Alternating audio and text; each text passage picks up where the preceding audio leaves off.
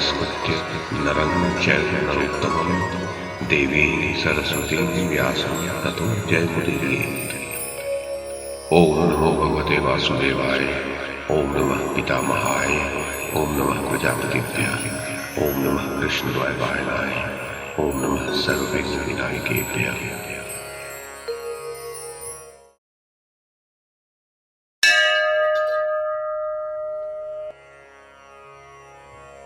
वैशंपायन जी कहते हैं, जनमेजय, वह पुण्यमय रात्रि रति विलास पूर्वक समाप्त करने के पश्चात प्रातः काल बंदीजनों के द्वारा स्तुति सुनते हुए पांडवों ने निद्रा का त्याग किया।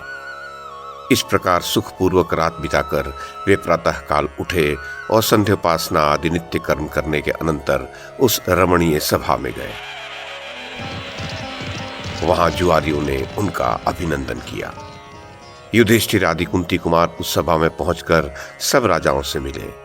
अवस्था क्रम के अनुसार समस्त पूजनीय राजाओं का बारी बारी से सम्मान करके सबसे मिलने जुलने के पश्चात वे यथा योग्य सुंदर रमणीय गलीचों से युक्त विचित्र आसनों पर बैठे। उनके एवं सब नरेशों के बैठ जाने पर वहां सुबल कुमार शकुनी ने युधिष्ठिर से कहा, महाराज युधिष्ठिर, सभा में पासे फेंकने वाला वस्त्र बिछा दिया गया है। सब आपकी ही प्रतीक्षा कर रहे हैं। अब पासे फेंककर द्युत क्रीड़ा करने का अवसर मिलना चाहिए। युधिष्ठिर ने कहा, राजन, द्युत तो एक प्रकार का छल है तथा पाप का कारण है। इसमें न तो क्षत्रियोचित पराक्रम दिखाया जा सकता है और न इसकी कोई निश्चित नीति ही है। फिर तुम द्युत की प्रशंसा क्यों करते हो? शकुने, जुआरियों का छल कपट में ही सम्मान होता है। सज्जन पुरुष वैसे सम्मान की प्रशंसा नहीं करते। अतः तुम क्रूर मनुष्य की भांति अनुचित मार्ग से हमें जीतने की चेष्टा न करो। शकुनी बोला, जिस अंक पर पासा पड़ता है उसे जो पहले ही समझ लेता है, जो शठता का प्रतिकार करना जानता है एवं पासे फेंकने आदि समस्त व्यापारों में उत्साह पूर्वक लगा रहता है तथा जो परम बुद्धिमान पुरुष द्युत क्रीड़ा विषयक सब बातों की जानकारी रखता है, वही द्युत का असली खिलाड़ी है। वह द्युत क्रीड़ा में दूसरों की सारी शठतापूर्ण चेष्टाओं को सह लेता है। कुंती नंदन, यदि पासा विपरीत पड़ जाए तो हम खिलाड़ियों में से एक पक्ष को पराजित कर सकता है। अतः जय पराजय दैवाधीन पासों के ही आश्रित है। उसी से पराजय रूप दोष की प्राप्ति होती है। हारने की शंका तो हमें भी है, फिर भी हम खेलते हैं। अतः भूमिपाल, आप शंका न कीजिए, दांव लगाइए, अब विलंब न कीजिए। युधिष्ठिर ने कहा, मुनिश्रेष्ठ असित देवल ने, जो सदा इन लोक द्वारों में भ्रमण करते रहते हैं, ऐसा कहा है कि जुआरियों के साथ शठता पूर्वक जो द्युत खेला जाता है वह पाप है। धर्मानुकूल विजय तो युद्ध में ही प्राप्त होती है। अतः क्षत्रियों के लिए युद्ध ही उत्तम है, द्युत खेलना नहीं। श्रेष्ठ पुरुष वाणी द्वारा किसी के प्रति अनुचित शब्द नहीं निकालते तथा कपटपूर्ण व्यवहार भी नहीं करते। कुटिलता और शठता से रहित युद्ध ही सत्पुरुषों का व्रत होता है। शकुने, हम लोग जिस धन से अपनी शक्ति के अनुसार ब्राह्मणों की रक्षा करने का ही प्रयत्न करते हैं, उसको तुम द्युत खेलकर हम लोगों से हड़पने की चेष्टा न करो। मैं धूर्ततापूर्ण व्यवहार के द्वारा सुख अथवा धन पाने की इच्छा नहीं करता, क्योंकि जुआरी के कार्य को विद्वान पुरुष अच्छा नहीं समझते। शकुनी बोला, युधिष्ठिर, श्रोत्रिय विद्वान दूसरे श्रोत्रिय विद्वानों के पास जब उन्हें जीतने के लिए जाता है तब शठता से ही काम लेता है। विद्वान अविद्वानों को शठता से ही पराजित करता है, परंतु इसे जनसाधारण शठता नहीं कहते। धर्मराज, जो द्युत विद्या में पूर्ण शिक्षित है वह अशिक्षितों पर शठता से ही विजय पाता है। विद्वान पुरुष अविद्वानों को जो परास्त करता है वह भी शठता ही है, किंतु लोग उसे शठता नहीं कहते। धर्मराज युधिष्ठिर, अस्त्र विद्या में निपुण योद्धा अनाड़ी को एवं बलिष्ठ पुरुष दुर्बल को शठता से ही जीतना चाहता है। इस प्रकार सब कार्यों में विद्वान पुरुष अविद्वानों को शठता से ही जीतते हैं, किंतु लोग उसे शठता नहीं कहते। इसी प्रकार आप यदि मेरे पास आकर ये मानते हैं कि आपके साथ शठता की जाएगी एवं यदि आपको भय प्रतीत होता है तो इस द्युत के खेल से निवृत्त हो जाइए। युधिष्ठिर ने कहा, राजन, मैं बुलाने पर पीछे नहीं हटता, ये मेरा निश्चित व्रत है। देव बलवान है और मैं देव के वश में हूं। अच्छा, तो ये बताओ शकुने कि जिन लोगों का जमा हुआ है यहाँ, उनमें से किसके साथ मुझे द्यूत खेलना होगा? मेरे सामने बैठकर दूसरा कौन पुरुष दाव लगाएगा? इसका निश्चय हो जाए तो द्यूत क्रीड़ा आरंभ हो।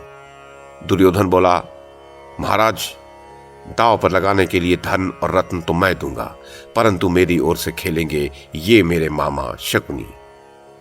युधिष्ठिर ने कहा, दूसरे के लिए दूसरे का द्यूत खेलना मुझे तो अनुचित ही प्रतीत होता है। विद्वान, इस बात को समझ लो, फिर इच्छानुसार द्यूत का खेल प्रारंभ हो।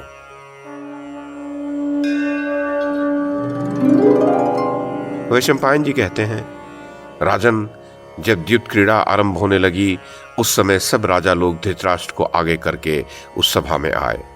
भारत, भीष्म, द्रोण, कृप और परम बुद्धिमान विदुर, ये सब लोग असंतुष्ट चित्त से ही धृतराष्ट्र के पीछे पीछे वहां आए।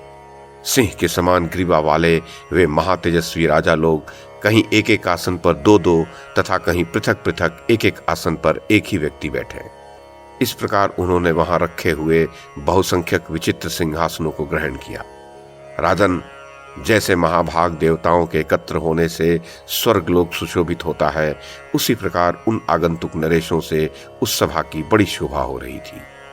महाराज, वे सब के सब वेदवेत्ता एवं शूरवीर थे तथा उनके शरीर तेजोयुक्त थे। उनके बैठ जाने के अनंतर वहां सुहृदों की द्युत क्रीड़ा आरंभ हुई। युधिष्ठिर ने कहा, राजन, ये समुद्र के आवर्त में उत्पन्न हुआ कांतिमान मणिरत्न बहुत बड़े मूल्य का है। मेरे हारों में यह सर्वोत्तम है तथा इस पर उत्तम सुवर्ण जड़ा गया है। राजन, मेरी ओर से यही धन दांव पर रखा गया है। इसके बदले में तुम्हारी ओर से कौन सा धन दांव पर रखा जाता है, जिस धन के द्वारा तुम मेरे साथ खेलना चाहते हो? दुर्योधन बोला, मेरे पास भी मणियां और बहुत सा धन है, मुझे अपने धन पर अहंकार नहीं है। आप इस दाव को जीतिए। जन्मेजय, तदनंतर पासे फेंकने की कला में अत्यंत निपुण शकुनी ने उन पासों को हाथ में लिया और उन्हें फेंककर युधिष्ठिर से कहा, लो, ये दाव मैंने जीता। युधिष्ठिर ने कहा, शकुने, तुमने छल से इस दाव में मुझे हरा दिया, इसी पर तुम गर्वित हो उठे हो। आओ, हम लोग पुनः परस्पर पासे फेंककर द्युत खेलें। मेरे पास सहस्त्रों निष्कों से भरी हुई बहुत सी सुंदर पेटियां हैं।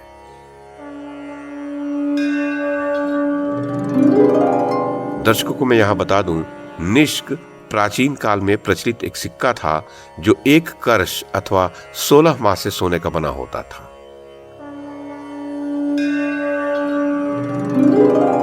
तो युधिष्ठिर ने कहा, मेरे पास सहस्त्रों निष्कों से भरी हुई बहुत सी सुंदर पेटियां रखी हैं।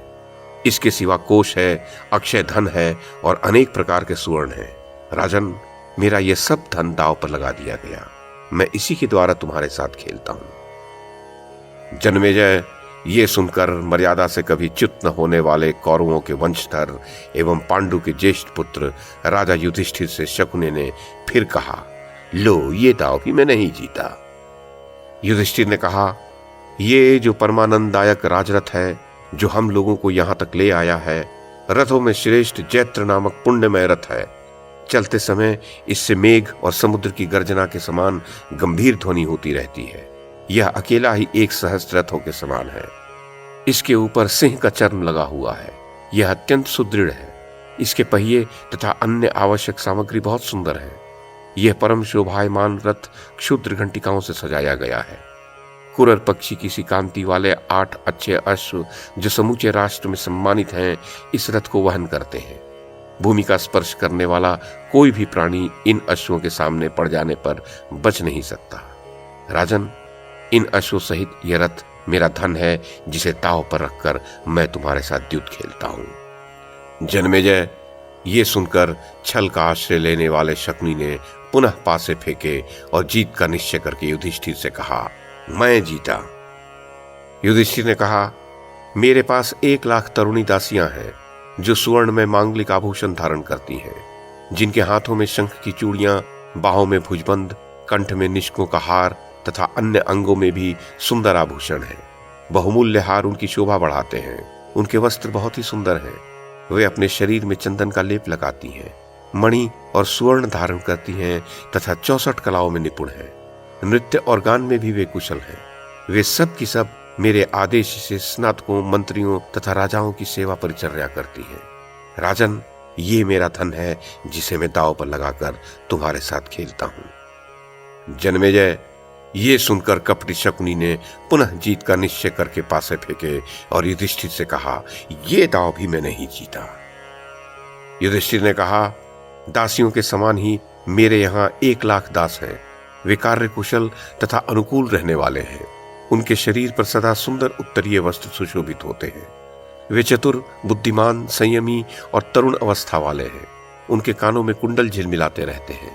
वे हाथों में भोजन पात्र लिए दिन रात अतिथियों को भोजन परोसते रहते हैं। राजन, ये मेरा धन है जिसे दांव पर लगाकर मैं तुम्हारे साथ खेलता हूं। जन्मेजय, ये सुनकर पुनः शठता का आश्रय लेने वाले शकुनी ने अपनी ही जीत का निश्चय करके युधिष्ठिर से कहा, लो, ये दांव भी मैंने जीत लिया। युधिष्ठिर ने कहा, सुबल कुमार, मेरे यहाँ 1 सहस्त्र मत वाले गज हैं, जिनके बांधने के रस्से सुवर्ण में हैं। वे सदा आभूषणों से विभूषित रहते हैं। उनके कपोल और मस्तक आदि अंगों पर कमल के चिन्ह बने हुए हैं। उनके गले में सोने के हार सुशोभित होते हैं। वे अच्छी तरह वश में किए हुए हैं और राजाओं की सवारी के काम में आते हैं। युद्ध में वे सब प्रकार के शब्द सहन करने वाले हैं। उनके दांत हलदंड के समान लंबे हैं और शरीर विशाल है।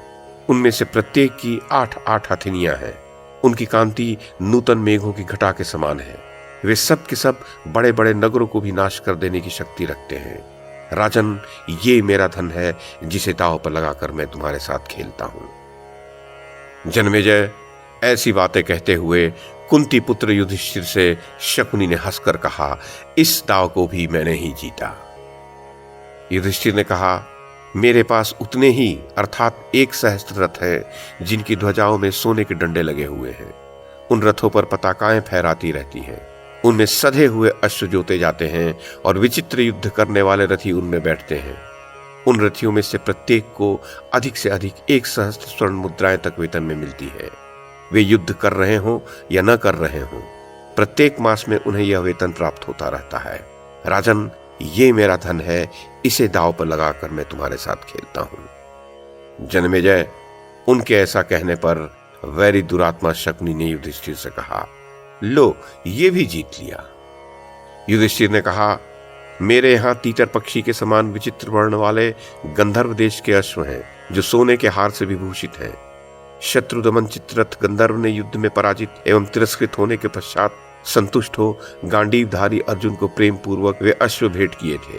राजन, ये मेरा धन है जिसे दांव पर लगाकर मैं तुम्हारे साथ खेलता हूं। जन्मेजय, ये सुनकर छल का आश्रय लेने वाले शकुनी ने पुनः अपनी ही जीत का निश्चय करके युधिष्ठिर से कहा, ये दांव भी मैंने ही जीता है।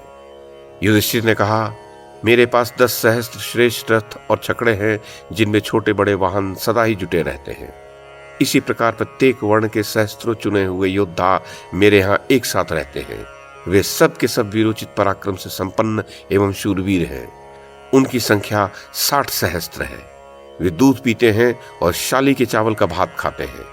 उन सब की छाती बहुत चौड़ी है। राजन, ये मेरा धन है जिसे दांव पर रखकर मैं तुम्हारे साथ खेलता हूं। जन्मेजय, ये सुनकर शठता के उपासक शकुनी ने पुनः युधिष्ठिर से पूर्ण निश्चय के साथ कहा, ये दांव भी मैंने ही जीता है। युधिष्ठिर ने कहा, मेरे पास तांबे और लोहे की 400 निधियां यानी कोष से भरी हुई पेटियां हैं। प्रत्येक में 5-5 द्रोण विशुद्ध स्वर्ण भरा हुआ है। वह सारा स्वर्ण तपाकर शुद्ध किया हुआ है। उसका मूल्य आंका नहीं जा सकता।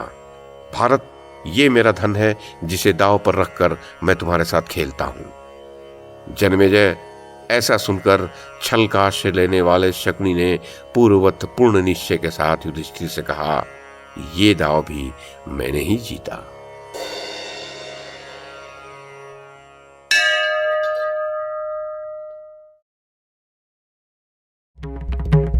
YouTube के माध्यम से महाभारत की कथा को एक श्रृंखला के रूप में प्रस्तुत करने का हमारा ये प्रयास यदि आपको सराहनीय लगा हो तो कृपया इस कड़ी को लाइक और शेयर करें, चैनल को सब्सक्राइब करें और बेल आइकन को दबाएं। साथ में अन्य लोगों को भी देखने के लिए प्रेरित करें।